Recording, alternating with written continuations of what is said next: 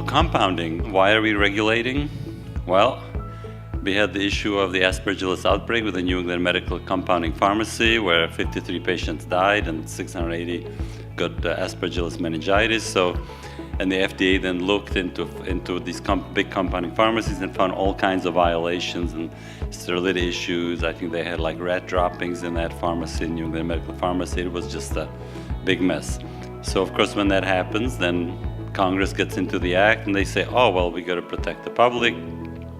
So you had the Drug Quality and Security Act, 2013, where they developed this new Section 503B pharmacy, which would be now considered an outsourcing facility. So that's for those big pharmacies, and those will be regulated by the FDA. In the past, they were all regulated by the states, and obviously they failed to regulate, so they're going to be regulated.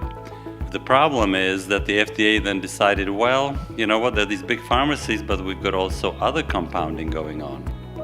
503A, which would be a small neighborhood compounding pharmacy, which is where 99% of us get our compounded products from.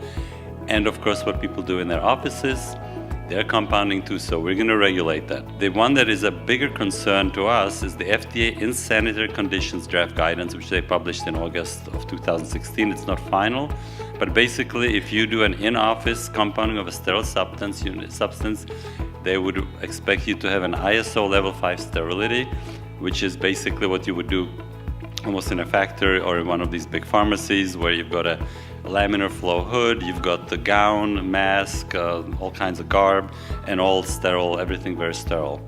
So fortunately, guidance does not have force of law, but at the same time, guidance does not require any comments. They don't have to take any public comments, so they have this guidance and they can just go with it. FSMB, we were able to hold them back. They were going to prohibit sterile compounding in physicians' offices, and that was pulled back, so they're studying it some more, so we're doing well there.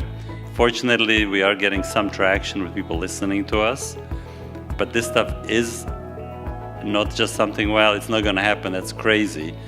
The regulators don't think it's crazy. They think that it's totally reasonable. And actually what we potentially have to argue over is, well, if you do it in the office, how long are you allowed to keep the product? So the argument is, well, they say you should use it within an hour. We're saying, well, we'd like 24 hours, and then maybe we'll settle on 6 hours. Now, that is not what our position is, but that is, we may end up there where you're not going to be able to really prepare stuff. And of course, with your Botox, there's all kinds of issues as far as using it right away and using it on one patient and all that stuff.